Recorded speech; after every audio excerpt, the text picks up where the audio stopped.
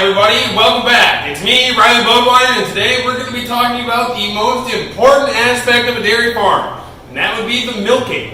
Because if we don't milk the cows, then we don't get any milk, and if we don't sell any milk, then we don't have any money, and without any money, I will be living in a van down by the river.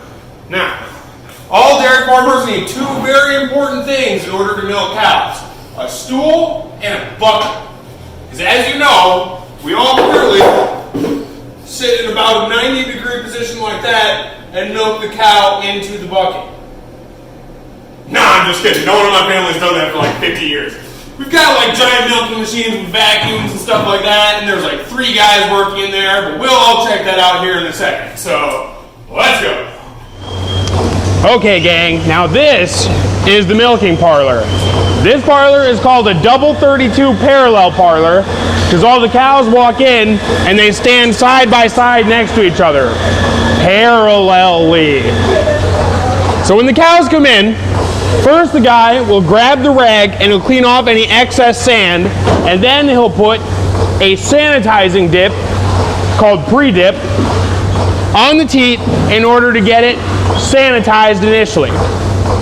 As you can see here, each of these guys does about 10 cows at a time. There's a reason for this, because as the cows are going through, from the first time that the udder is touched, it becomes stimulated, and then you have about 2 minutes, 2 to 2.5 minutes from the first time that they touch the udder in order to get the maximum amount of flow.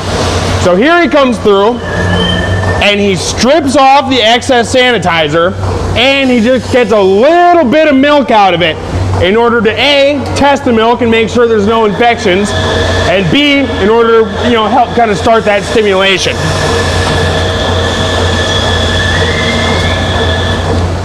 And before anyone asks, these guys are really, really good at this and really, really fast.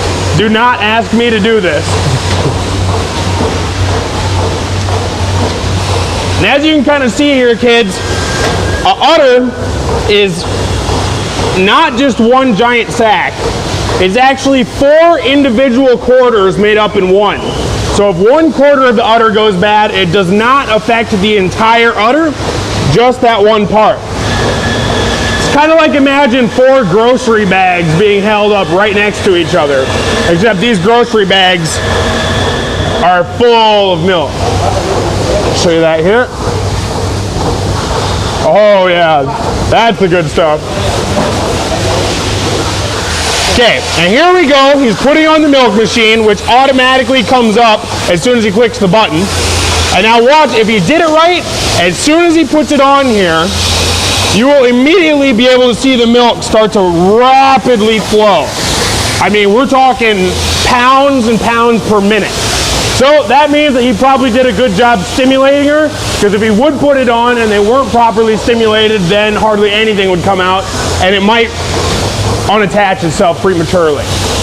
This is our wand that we use as a post-dip, which has the same chemical makeup of the pre-dip, but it's a little bit stronger in order to protect the bottom of her teat ends from getting infected when she goes back to her sand bed, which we talked about before. This usually offers about an hour's worth of protection. It offers about an hour's worth of protection because when the teat end opens after she's done milking, it does not fully and properly close up until about that long afterwards, which means she's susceptible to possibly getting infected.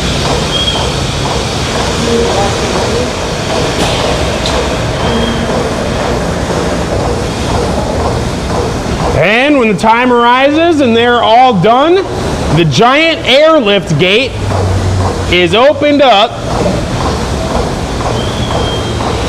and all the cows are released so that they can go back to their beds and continue their 12 hours of lounging and eating food, which is what I plan to do immediately following this.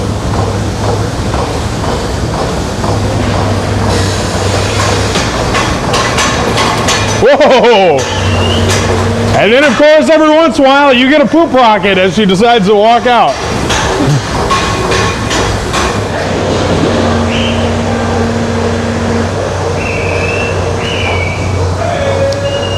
What are you doing? cows are very curious creatures. We only have one opening here, and of course she's going to sit here for the next 5 minutes and just kind of watch whatever comes by. But why not? She's relaxed. She's not full of milk anymore, so she's just chilling and living the dream.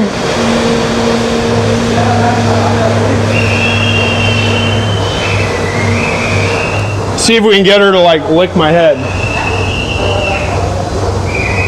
Oh yeah. Oh. Good girl. So, when the milk leaves the milking parlor, it will come through the pipes and into here. And this is the milk storage room, and these are our milk tanks. Now, milk needs to be stored cold at just barely above freezing, or else it could get rejected by the company that buys it. So we have, because milk comes out at body temperature, this is a cool cell system, which means that we run cold water around and near the milk so that as it comes into the tanks, it's not as warm anymore.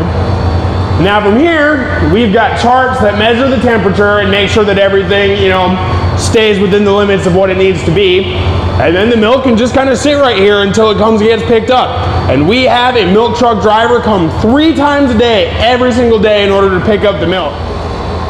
So for instance, the milk truck will come and it will back up to here. We open this mysterious door and ta-da, we're in the outside. And they'll line their hose up here, connect it into our system, and then they'll start draining the milk. I wish one was here right now, but then we might get sucked into doing some work, which is not what we want to do. So, whenever one of these milk trucks come, they come and pick up about 7,000 pounds worth of milk, and they will bring it to a manufacturing plant. Now, the manufacturing plant is where they have all of the fun devices and stuff in order to make the cheese, the butter, the cream, and the drinkable fluid milk. We do not do that here on the dairy. I wish we did, because then I'd sit around and eat cheese all day, but that's probably why we don't. Okay, kids, that's all I got for now. It was wonderful meeting all of you the other day. And remember to always follow your dreams.